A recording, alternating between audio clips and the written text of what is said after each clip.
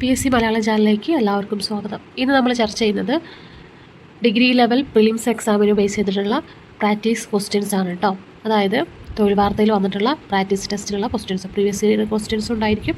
അതുകൂടാതെ മോക്ക് ടെസ്റ്റുകളായിട്ടുള്ളതൊക്കെ നമ്മൾ ഉൾപ്പെടുത്താൻ ഉദ്ദേശിക്കുന്നുണ്ട്. അത്തരത്തിലൊരു സീരീസ് കൂടി നമ്മൾ സ്റ്റാർട്ട് ചെയ്യുന്നുണ്ട് കേട്ടോ. അപ്പോൾ company board, corporation, university assistant എന്നീ എക്സാമുകൾ ഫോക്കസ് ചെയ്തിട്ടുള്ള ക്വസ്റ്റ്യൻസ് ആണ്. 8 ക്വസ്റ്റ്യൻസ് ആണ്. ക്വസ്റ്റ്യൻസ് മാത്രമല്ല, അതിൻ്റെ അനുബന്ധ ഡീറ്റെയിൽസ് ഉണ്ടായിരിക്കും, പോയിന്റുകൾ ഉണ്ടായിരിക്കും കേട്ടോ. അതായത് ഓപ്ഷൻ എന്താണോ അതിനോട് ബേസ് ചെയ്തിട്ടുള്ള പോയിന്റുകൾ ഉണ്ടായിരിക്കും. അപ്പോൾ ഒന്നുകിൽ നിങ്ങൾക്ക് ക്വസ്റ്റ്യൻ വായിക്കുമ്പോൾ അതിനനുസരിച്ച് ആൻസർ എഴുതി പോവാം. അപ്പോൾ ഞാൻ അതിൻ്റെ ആൻസറും അതിൻ്റെ വിശദീകരണമൊക്കെ പറയുമ്പോഴും നിങ്ങൾ ഓപ്ഷൻ എഴുതുക, അതിൻ്റെ ആൻസറും എഴുതി വയ്ക്കുക. എന്നിട്ട് ശരിയാണ്, ശരി ഉത്തരം പറയുമ്പോൾ ടിക്കിട്ട് വയ്ക്കുക. അങ്ങനെയാണെങ്കിൽ ലാസ്റ്റ് നിങ്ങൾക്ക് എത്ര ക്വസ്റ്റ്യൻസിന് നിങ്ങൾക്ക് ആൻസർ ചെയ്യാൻ പറ്റുന്നുണ്ടെന്ന് വിലയിരുത്താൻ പറ്റും. ഓക്കെ, അപ്പോൾ ആ രീതിയിൽ ഒരു എക്സാം ഓറിയൻറ്റഡ് ആയിട്ട് തന്നെ മുന്നോട്ട് പോകട്ടെ. അപ്പോഴേ നിങ്ങൾക്കത് എത്രത്തോളം കവർ ചെയ്യാൻ പറ്റുന്നുണ്ട്, എത്രത്തോളം മാർക്കിൽ എത്തിപ്പെടാൻ പറ്റുന്നുണ്ട്, എത്രത്തോളം ക്വസ്റ്റ്യൻസ് അറ്റൻഡ് ചെയ്യാൻ പറ്റുന്നുണ്ടെന്ന് നിങ്ങൾക്ക് മനസ്സിലാവുള്ളൂ കേട്ടോ. ഓക്കെ, അപ്പോൾ നമുക്ക് ഫസ്റ്റ് ക്വസ്റ്റ്യനിലേക്ക് കിടക്കാം. വേനൽക്കാലത്ത് വെയിലത്ത് വെച്ചിരിക്കുന്ന ബലൂൺ വികസിക്കുകയും പൊട്ടിപ്പോകുകയും ചെയ്യുന്നത് ഏത് വാതക നിയമവുമായി ബന്ധപ്പെട്ടിരിക്കുന്നു? ക്വസ്റ്റ്യൻ ഒന്നുകൂടി വായിക്കാം. വേനൽക്കാലത്ത് വെയിലത്ത് വെച്ചിരിക്കുന്ന ബലൂൺ വികസിക്കുകയും പൊട്ടിപ്പോകുകയും ചെയ്യുന്നത് ഏത് വാതക നിയമവുമായി ബന്ധപ്പെട്ടിരിക്കുന്നു? ഓപ്ഷൻസ്: ബോയിൽ നിയമം, ചാൾസ് നിയമം, അവഗാഡ്രോ നിയമം, പാസ്കൽ നിയമം. ആൻസർ എഴുതാം.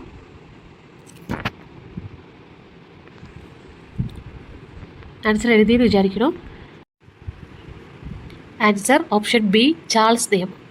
ഓക്കെ, ഓപ്ഷൻ ബി, ചാൾസ് നിയമം. അപ്പോൾ നമ്മളൊരു ക്വസ്റ്റ്യൻ അറ്റൻഡ് ചെയ്യുമ്പോൾ, അതായത് എക്സാം ഓറിയൻറ്റഡ് ആയിട്ട് നമ്മൾ എഴുതുമ്പോൾ നമുക്കറിയാം കുറച്ച് ടൈമുള്ളൂ. അതിൻ്റെ ഉള്ളിൽ കറക്റ്റ് എന്താണോ ചോദിച്ചത്, എന്താണോ ക്വസ്റ്റ്യൻ, അതിന് ഏറ്റവും കറക്റ്റായ ആൻസറാണ് നമ്മൾ തിരഞ്ഞെടുക്കേണ്ടത്. അപ്പോൾ ഒരിക്കലും നമ്മളൊരു ക്വസ്റ്റ്യൻ വായിക്കുമ്പോൾ അതിലൊരു മിസ്റ്റേക്ക് കാരണം, അതിലുള്ള മൈന്യൂട്ടായിട്ടുള്ള വ്യത്യാസങ്ങൾ കാരണം നമുക്ക് ആൻസർ തെറ്റിപ്പോയത്. അപ്പോൾ ഒരു ക്വസ്റ്റ്യൻ ഒന്നുകിൽ 1 or 2 തവണ വായിച്ച് എന്താണ് ചോദിച്ചതെന്നുള്ള കറക്റ്റ് ആക്കിയതിന് ശേഷം മാത്രം ആൻസറിലേക്ക് കിടക്കുക. അല്ലെങ്കിൽ ആൻസർ കൺഫ്യൂഷൻ ആവും. അറിയാലോ, നെഗറ്റീവ് മാർക്കൊക്കെ ഉള്ളതാണ്. അപ്പോൾ ആൻസർ കൺഫ്യൂഷൻ ആവാൻ ചാൻസ് ഉണ്ട്. പ്രധാനമായിട്ടും PSC എക്സാം ക്വസ്റ്റ്യൻസ് ഇടുമ്പോൾ, അവർ ഓപ്ഷൻസ് ഇടുമ്പോൾ നമ്മളെങ്ങനെ കൺഫ്യൂസ്ഡ് ആക്കാം എന്നാണ് അവർ ശ്രമിക്കുക. അപ്പോൾ ക്വസ്റ്റ്യൻ എന്താണെന്ന് ഉറപ്പിച്ചിട്ട് മാത്രം ആൻസറിലേക്ക്, ഓപ്ഷനിലേക്ക് കിടക്കുക എന്നുള്ളത് പ്രധാനമായിട്ട് ശ്രദ്ധിക്കട്ടോ. അപ്പോൾ നമ്മൾ ഈ ക്വസ്റ്റ്യൻ്റെ ആൻസർ പറഞ്ഞു, ചാൾസ് നിയമമാണ്. ഇനി ഈ ചാൾസ് നിയമത്തെക്കുറിച്ചുള്ള കുറച്ച് ഡീറ്റെയിൽസ് ആയിട്ടുള്ള പോയിന്റ് പറയാം കേട്ടോ. നിയമം എന്താണ്? മർദ്ദം സ്ഥിരമായിരിക്കുമ്പോൾ ഒരു വാതകത്തിൻ്റെ വ്യാപ്തം അതിൻ്റെ താപനിലയ്ക്ക് നേരനുപാതത്തിലായിരിക്കും. അതായത് താപനില കൂടുമ്പോൾ വ്യാപ്തം കൂടുന്നു. ഇതിനെ വ്യാപ്ത നിയമം എന്ന് വിളിക്കുന്നു. മർദ്ദം സ്ഥിരമായിരിക്കുമ്പോൾ ഒരു വാതകത്തിൻ്റെ വ്യാപ്തം അതിൻ്റെ താപനിലയ്ക്ക് നേരനുപാതത്തിലായിരിക്കും. അതായത് താപനില കൂടുമ്പോൾ വ്യാപ്തം കൂടുന്നു. ഇതിനെ വ്യാപ്ത നിയമം എന്നും വിളിക്കുന്നു. ഹീലിയം ബലൂണുകളുടെ പ്രവർത്തനമാണ് ചാൾസ് നിയമത്തിന് ഉദാഹരണം കേട്ടോ. ഹീലിയം ബലൂണുകളുടെ പ്രവർത്തനമാണ് ചാൾസ് നിയമത്തിന് ഉദാഹരണമായിട്ട് പ്രവർത്തിക്കുന്നത്. വേനൽക്കാലത്ത് സോഡ കുപ്പികൾ പൊട്ടിത്തെറിക്കുന്നത് എന്താണ് മറ്റൊരു ഉദാഹരണമായിട്ട് പറയാം. അതായത് താപനില കൂടുമ്പോൾ ഉള്ളിലെ വാതകം വികസിക്കുന്നത് മൂലം വേനൽക്കാലത്ത് സോഡ കുപ്പികൾ പൊട്ടിത്തെറിക്കുന്നത് എന്താണ് മറ്റൊരു ഉദാഹരണമായിട്ട് പറയാം. താപനില കൂടുമ്പോൾ ഉള്ളിലെ വാതകം വികസിക്കുന്നത് മൂലമാണ്. നെക്സ്റ്റ് ക്വസ്റ്റ്യൻ: ഒരു കുളത്തിൻ്റെ അടിത്തട്ടിൽ നിന്ന് മുകളിലേക്ക് വരുന്ന വായു കുമിളയുടെ വലുപ്പം ക്രമേണ കൂടി വരുന്നതിന് കാരണമായ നിയമമേത്? ഒരു കുളത്തിൻ്റെ അടിത്തട്ടിൽ നിന്ന് മുകളിലേക്ക് വരുന്ന വായു കുമിളകളുടെ വലുപ്പം ക്രമേണ കൂടി വരുന്നതിന് കാരണമായ നിയമമേത്? ഓപ്ഷൻസ്: ചാൾസ് നിയമം, ബോയിൽ നിയമം, ഹൈസൻബർഗ് നിയമം, ന്യൂട്ടൺ നിയമം. ഓപ്ഷൻസ് ഒന്നുകൂടി വായിക്കാം. ചാൾസ് നിയമം, ബോയിൽ നിയമം, ഹൈസൻബർഗ് നിയമം, ന്യൂട്ടൺ നിയമം. ആൻസർ എഴുതിയെന്ന് വിചാരിക്കുന്നു. ആൻസർ ബോയിൽ നിയമം കേട്ടോ. ഓപ്ഷൻ ബി, ആൻസർ ബോയിൽ നിയമം. നിയമം എന്താണ്? താപനില സ്ഥിരമായിരിക്കുമ്പോൾ ഒരു വാതകത്തിൻ്റെ വ്യാപ്തം അതിൻ്റെ മർദ്ദത്തിന് വിപരീതാനുപാതത്തിലായിരിക്കും. അതായത് മർദ്ദം കുറയുമ്പോൾ വ്യാപ്തം കൂടുന്നു. താപനില സ്ഥിരമായിരിക്കുമ്പോൾ ഒരു വാതകത്തിൻ്റെ വ്യാപ്തം അതിൻ്റെ മർദ്ദത്തിന് വിപരീതാനുപാതത്തിലായിരിക്കും. അതായത് മർദ്ദം കുറയുമ്പോൾ വ്യാപ്തം കൂടുന്നു. സിറിഞ്ച്, സ്പ്രേ, പെയിൻറ് എന്നിവയുടെ പ്രവർത്തനം പർവ്വതാരോഹകർക്ക് ഉയരങ്ങളിലേക്ക് എത്തുമ്പോൾ മൂക്കിൽ നിന്ന് രക്തം വരുന്നത് എന്നിവ ഈ പ്രതിഭാസവുമായി ബന്ധപ്പെട്ടിരിക്കുന്നു കേട്ടോ. അപ്പോൾ സിറിഞ്ച്, സ്പ്രേ പെയിൻറ് എന്നിവയുടെ പ്രവർത്തനം പർവ്വതാരോഹകർക്ക് ഉയരങ്ങളിൽ എത്തുമ്പോൾ മൂക്കിൽ നിന്ന് രക്തം വരുന്നത് എന്നിവ ഈ പ്രതിഭാസവുമായി ബന്ധപ്പെട്ടിരിക്കുന്നു. ഓക്കെ, ഇനി നെക്സ്റ്റ് ക്വസ്റ്റ്യൻ: സ്വർണത്തെ ലയിപ്പിക്കാൻ കഴിവുള്ള അക്വാ റീജിയ നിർമ്മിക്കാനായി ഹൈഡ്രോക്ലോറിക് ആസിഡും നൈട്രിക് ആസിഡും ഏത് അനുപാതത്തിലാണ് കലർത്തുന്നത്? ക്വസ്റ്റ്യൻ ഒന്നുകൂടി വായിക്കാം. സ്വർണത്തെ ലയിപ്പിക്കാൻ കഴിവുള്ള അക്വാ റീജിയ നിർമ്മിക്കാനായി ഹൈഡ്രോക്ലോറിക് ആസിഡും നൈട്രിക് ആസിഡും ഏത് അനുപാതത്തിലാണ് കലർത്തുന്നത്? ഓപ്ഷൻ 1:3, 3:1, 1:1, 2:1, 2:3. ആൻസർ എഴുതിയെന്ന് വിചാരിക്കുന്നു. ഓപ്ഷൻ ബി ആണ് 3:1. ഓക്കെ. അക്കോ റീജിയയിൽ chloric acid 75%, nitric acid 25%. Okay, അപ്പോൾ hydrochloric acid 75%, nitric acid 25%. Aqua regia എന്ന ലാറ്റിൻ പദത്തിൻ്റെ അർത്ഥം രാജദ്രാവകം എന്നാണ്. ലോഹങ്ങളിൽ രാജപദവിയുള്ള സ്വർണത്തെ ലയിപ്പിക്കാൻ ശേഷിയുള്ളതിനാലാണ് ഈ പേര് ലഭിച്ചത്. ഓക്കെ, അപ്പോൾ അക്വറീജിയ എന്ന ലാറ്റിൻ പദത്തിൻ്റെ അർത്ഥം രാജദ്രാവകം എന്നാണ്. ലോഹങ്ങളിൽ രാജപദവിയുള്ള സ്വർണത്തെ ലയിപ്പിക്കാൻ ശേഷിയുള്ളതിനാലാണ് ഈ പേര് ലഭിച്ചത്. സ്വർണം, പ്ലാറ്റിനം, പലേഡിയം തുടങ്ങിയ ഉത്കൃഷ്ട ലോഹങ്ങളെ ലയിപ്പിക്കാൻ ഇത് ഉപയോഗിക്കുന്നു. സ്വർണം, പ്ലാറ്റിനം, പലേഡിയം തുടങ്ങിയ ഉത്കൃഷ്ട ലോഹങ്ങളെ ലയിപ്പിക്കാൻ ഇത് ഉപയോഗിക്കുന്നു. അക്വറീജിയയിൽ സ്വർണം ലയിക്കുമ്പോൾ ഉണ്ടാകുന്ന പദാർത്ഥമാണ് ക്ലോറോ-ഓറിക് ആസിഡ്. അക്വറീജിയയിൽ സ്വർണം ലയിക്കുമ്പോൾ ഉണ്ടാകുന്ന പദാർത്ഥമാണ് ക്ലോറോ-ഓറിക് ആസിഡ്. ഓക്കെ, 3 ക്വസ്റ്റ്യൻ നമ്മൾ കഴിഞ്ഞു. ഈ 4ാമത്തെ ക്വസ്റ്റ്യൻ, താഴെ പറയുന്നവയിൽ ക്രിസ്റ്റലൈൻ രൂപത്തിലുള്ള കാർബണിൻ്റെ അപരരൂപങ്ങൾ ഏതെല്ലാം? താഴെ പറയുന്നവയിൽ ക്രിസ്റ്റലൈൻ രൂപത്തിലുള്ള കാർബണിൻ്റെ അപരരൂപങ്ങൾ ഏതെല്ലാമാണ്? കൽക്കരി, ചാർക്കോൾ, വജ്രം, ഗ്രാഫൈറ്റ്, ലാംബ് ബ്ലാക്ക്, വജ്രം, ചാർക്കോൾ, ഗ്രാഫൈറ്റ്.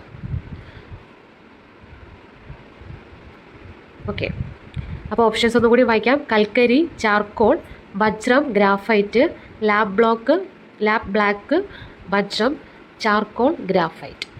ആൻസർ എഴുതിയെന്ന് വിചാരിക്കുന്നു. ആൻസർ ബി, വജ്രം, ഗ്രാഫൈറ്റ്. ആൻസർ ബി, വജ്രം, ഗ്രാഫൈറ്റ്. ഒരേ മൂലകം തന്നെ ഭൗതിക ഗുണങ്ങളിൽ വ്യത്യാസമുള്ള വിവിധ രൂപങ്ങളിൽ കാണപ്പെടുന്നതിനെയാണ് അപരരൂപത എന്ന് വിളിക്കുന്നത്.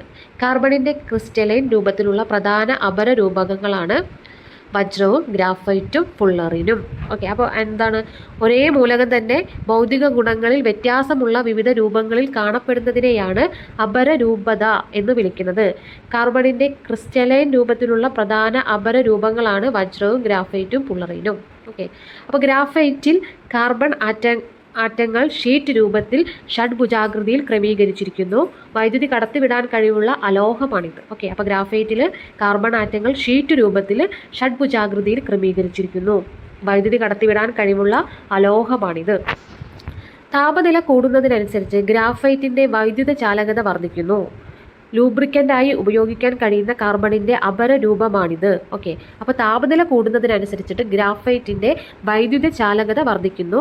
ലൂബ്രിക്കൻ്റായി ഉപയോഗിക്കാൻ കഴിയുന്ന ഒരു കാർബണിൻ്റെ അപരരൂപം കൂടിയാണിത്. വജ്രത്തിൽ കാർബൺ ആറ്റങ്ങൾ ടെട്രാഹൈഡ്രൽ രൂപത്തിലാണ് ക്രമീകരിച്ചിരിക്കുന്നത്. വജ്രത്തിൽ കാർബൺ ആറ്റങ്ങൾ ടെട്രാഹെഡ്രൽ രൂപത്തിൽ ക്രമീകരിച്ചിരിക്കുന്നു. ഏറ്റവും കാഠിന്യമേറിയ വജ്രം കറുത്ത വജ്രമാണ്. ഏറ്റവും കാഠിന്യമേറിയ വജ്രം കറുത്ത വജ്രമാണ് കാർബണാഡോ. ഏറ്റവും കാഠിന്യമേറിയ വജ്രം കറുത്ത വജ്രമാണ് കാർബണാഡോ. ഓക്കെ, ഇനി സൂപ്പർ കണ്ടക്ടിവിറ്റി പ്രദർശിപ്പിക്കുന്നതും 60 അതിലധികമോ കാർബൺ ആറ്റങ്ങൾ അടങ്ങിയിട്ടുള്ളതുമായ കാർബണിൻ്റെ അപരരൂപം ഏത്? സൂപ്പർ കണ്ടക്ടിവിറ്റി പ്രദർശിപ്പിക്കുന്നതും 60 അതിലധികമോ കാർബൺ ആറ്റങ്ങൾ അടങ്ങിയിട്ടുള്ളതുമായ കാർബണിൻ്റെ അപരരൂപം ഏത്? ഓപ്ഷൻസ്: ഗ്രാഫൈറ്റ്, വജ്രം, പുള്ളറിൻ, കൽക്കരി. ഓപ്ഷൻസ് ഒന്നുകൂടി വായിക്കാം. ഗ്രാഫൈറ്റ്, വജ്രം, പുള്ളറിൻ, കൽക്കരി. ആൻസർ എഴുതിയെന്ന് വിചാരിക്കുന്നു. Option C, fullerene. Okay, option C, fullerene. ഇതിനെ ബക്കി ബോൾ എന്നും വിളിക്കുന്നു. ഓക്കെ, ഇതിനെ ബക്കി ബോൾ എന്നും വിളിക്കുന്നു. നാനോ ടെക്നോളജിയിൽ വ്യാപകമായി ഉപയോഗിക്കുന്ന കാർബണിൻ്റെ ക്രിസ്റ്റലൈൻ അപരരൂപമാണിത്. നാനോ ടെക്നോളജിയിൽ വ്യാപകമായി ഉപയോഗിക്കുന്ന കാർബണിൻ്റെ ക്രിസ്റ്റലൈൻ അപരരൂപമാണിത്. കൃത്യമായ ആകൃതിയോ ആറ്റങ്ങളുടെ നിശ്ചിത ക്രമീകരണമോ ഇല്ലാത്ത അമോർഫസ് കാർബണിൻ്റെ അപരരൂപങ്ങളാണ് കൽക്കരി, ചാർക്കോൾ, ലാംബ് ബ്ലാക്ക് എന്നിവ. കൃത്യമായ ആകൃതിയോ ആറ്റങ്ങളുടെ നിശ്ചിത ക്രമീകരണമോ ഇല്ലാത്ത, അതായത് അമോർഫസ് കാർബണിൻ്റെ അപരരൂപങ്ങളാണ് കൽക്കരി, ചാർക്കോൾ, ലാംബ് ബ്ലാക്ക് എന്നിവ. റോംബിക് സൾഫർ, മോണോക്ലിനിക് സൾഫർ എന്നിവയാണ് സൾഫറിൻ്റെ പ്രധാന അപരരൂപങ്ങൾ. റോംബിക് സൾഫർ, മോണോക്ലിനിക് സൾഫർ എന്നിവയാണ് സൾഫറിൻ്റെ പ്രധാന അപരരൂപങ്ങൾ. നെക്സ്റ്റ് 6ാമത്തെ ക്വസ്റ്റ്യൻ, ലോഹങ്ങളെ അടിച്ചു പരത്തി നേർത്ത ഷീറ്റുകളാക്കി മാറ്റാൻ കഴിയുന്ന ഗുണം ഏതു പേരിൽ അറിയപ്പെടുന്നു? ലോഹങ്ങളെ അടിച്ചു പരത്തി നേർത്ത ഷീറ്റുകളാക്കി മാറ്റാൻ കഴിയുന്ന ഗുണം ഏതു പേരിൽ അറിയപ്പെടുന്നു? ഡക്റ്റിലിറ്റി, സോണോറിറ്റി, മാലിയബിലിറ്റി, ലോഹദ്യുതി. ഓപ്ഷൻസ് ഡക്റ്റിലിറ്റി, സോണോറിറ്റി, മാലിയബിലിറ്റി, ലോഹദ്യുതി. ആൻസർ എഴുതിയെന്ന് വിചാരിക്കുന്നു. Option C malleability. Option C malleability. Malleability, ഏറ്റവും കൂടുതൽ മാലിയബിലിറ്റി ഉള്ള ലോഹമാണ് സ്വർണം. ഏറ്റവും കൂടുതൽ മാലിയബിലിറ്റി ഉള്ള ലോഹം സ്വർണ്ണമാണ്. ലോഹങ്ങളെ വലിച്ചു നീട്ടി നേർത്ത കമ്പികളാക്കി മാറ്റാൻ കഴിയുന്ന സവിശേഷതയാണ് ഡക്റ്റിലിറ്റി. ലോഹങ്ങളെ വലിച്ചു നീട്ടി നേർത്ത കമ്പികളാക്കി മാറ്റാൻ കഴിയുന്ന സവിശേഷതയാണ് ഡക്റ്റിലിറ്റി. ഏറ്റവും കൂടുതൽ ഡക്റ്റിലിറ്റി കാണിക്കുന്ന ലോഹം പ്ലാറ്റിനമാണ്. ഏറ്റവും കൂടുതൽ ഡക്റ്റിലിറ്റി കാണിക്കുന്ന ലോഹം പ്ലാറ്റിനമാണ്. പുതുതായി മുറിച്ച ലോഹപ്രതലങ്ങൾ പ്രകാശത്തെ പ്രതിഫലിപ്പിക്കുന്നത് മൂലം തിളക്കമുള്ളതായി കാണപ്പെടുന്ന സവിശേഷതയാണ് ലോഹദ്യുതി. അപ്പോൾ എന്താണ് ലോഹദ്യുതി? പുതുതായിട്ട് മുറിച്ച ലോഹപ്രതലങ്ങൾ പ്രകാശത്തെ പ്രതിഫലിപ്പിക്കുന്നത് മൂലം തിളക്കമുള്ളതായി കാണപ്പെടുന്ന സവിശേഷതയാണ് എന്ത്? ലോഹദ്യുതി. ലോഹപ്രതലങ്ങളിൽ കഠിനമായ വസ്തുക്കൾ കൊണ്ട് തട്ടുമ്പോൾ ശബ്ദം പുറപ്പെടുവിക്കാനുള്ള കഴിവാണ് സൊണോറിറ്റി.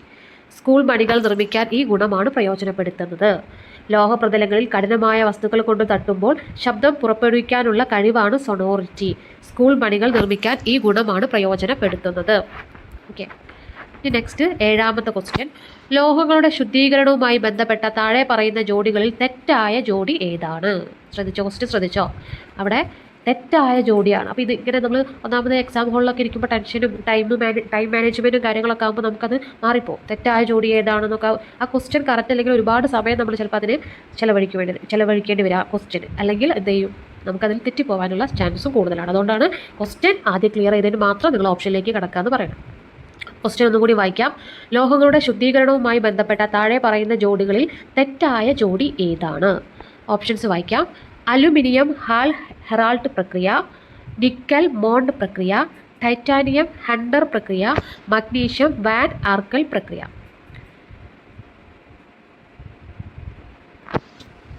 ആൻസർ എഴുതിയെന്ന് വിചാരിക്കുന്നു.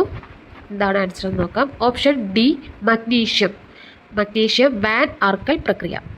ഹാൽ ഹെറോൾഡ് പ്രക്രിയയിലൂടെയാണ് അലുമിനിയം വ്യാവസായികമായി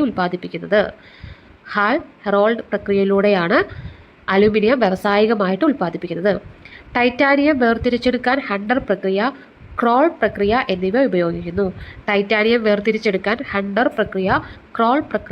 ഉപയോഗിക്കുന്നു. വാൻ ആർക്കൽ പ്രക്രിയ ഉപയോഗിച്ച് ടൈറ്റാനിയം അതീവ ശുദ്ധമായ നിലയിൽ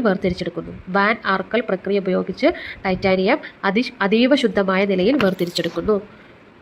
പിറ്റ്ഷിയൻ പ്രക്രിയയിലൂടെ മഗ്നീഷ്യം ഉൽപ്പാദിക്കുന്നത് അപ്പോൾ പിറ്റ്ഷിയൻ പ്രക്രിയയിലൂടെയാണ് മഗ്നീഷ്യം ഉൽപ്പാദിപ്പിക്കുന്നത്. നിക്കൽ വേർതിരിച്ചെടുക്കുന്നതിനായി ഉപയോഗിക്കുന്ന പ്രക്രിയയാണ് മോണ്ട് പ്രക്രിയ. ഓക്കെ, ഇനി 8ാമത്തെ ക്വസ്റ്റ്യൻ, പ്രത്യേക തരം അച്ചുകൾ നിർമ്മിക്കാൻ ഉപയോഗിക്കുന്ന ടൈപ്പ് മെറ്റലിലെ പ്രധാന ഘടക ലോഹങ്ങൾ ഏതെല്ലാമാണ്? പ്രത്യേകതരം അച്ചുകൾ നിർമ്മിക്കാൻ ഉപയോഗിക്കുന്ന ടൈപ്പ് മെറ്റലിലെ പ്രധാന ഘടക ലോഹങ്ങൾ ഏതെല്ലാമാണ്? ഓപ്ഷൻ എ ചെമ്പ്, zinc, nickel. Option B antimony, lead, tin. Option C aluminium, nickel. Option D ചെമ്പ്, ടിന്ന്, സിങ്ക്. ആൻസർ എഴുതിയെന്ന് വിചാരിക്കുന്നു. Option B antimony, lead, tin. അതാണ് ശരിയായ ആൻസർ കേട്ടോ. Option D antimony, lead, tin. Gun മെറ്റലിലെ ഘടകങ്ങൾ ചെമ്പ്, ടിന്ന്, സിങ്ക് എന്നിവയാണ്. തോക്കിൻ്റെ ബാരലുകൾ, ഗിയറുകൾ എന്നിവ നിർമ്മിക്കാൻ ഉപയോഗിക്കുന്നു. ഗൺ മെറ്റലിലെ ഘടകങ്ങൾ ചെമ്പ്, ടിന്ന്, സിങ്ക് എന്നിവയാണ്.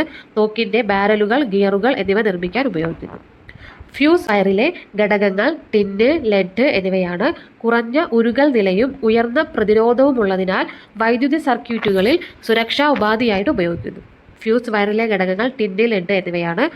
ഓക്കെ, അപ്പോൾ കുറഞ്ഞ ഉരുകൽ നിലയും ഉയർന്ന പ്രതിരോധവും ഉള്ളതിനാലാണ് വൈദ്യുത സർക്യൂട്ടുകളിൽ സുരക്ഷാ ഉപാധിയായിട്ട് ഉപയോഗിക്കുന്നത്. ജർമ്മൻ സിൽവറിലെ ഘടകങ്ങളാണ് ചെമ്പ്, സിങ്ക്, നിക്കൽ എന്നിവ.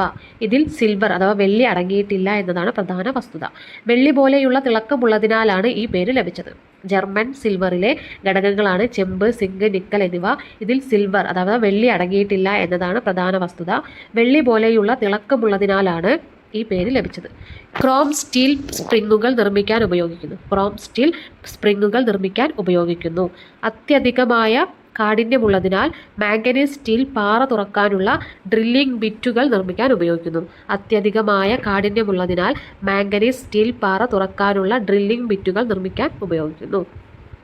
അപ്പോൾ ഇത്രയും ക്വസ്റ്റ്യൻസാണ് നമ്മളിന്ന് ചർച്ച ചെയ്തത്. അപ്പോൾ നിങ്ങൾക്ക് എത്രത്തോളം മാർക്ക് കിട്ടി, എത്ര മാർക്ക് കിട്ടി എന്നുള്ളത് നിങ്ങൾ കമൻറ്റ് ചെയ്യാം. മാർക്ക് കുറഞ്ഞു വെച്ചിട്ട് നിങ്ങൾ വിഷമിക്കൊന്നും വേണ്ട, നന്നായിട്ട് പഠിക്കാം. നമ്മൾ ക്വസ്റ്റ്യൻസ് ചെയ്യുമ്പോൾ മാത്രമാണ് നമുക്ക് എത്രത്തോളം നമ്മുടെ റേഞ്ച് മനസ്സിലാക്കാൻ സാധിക്കുള്ളൂ. അപ്പോൾ നിരന്തരം എക്സാമുകൾ എഴുതുക, പഠിക്കാം.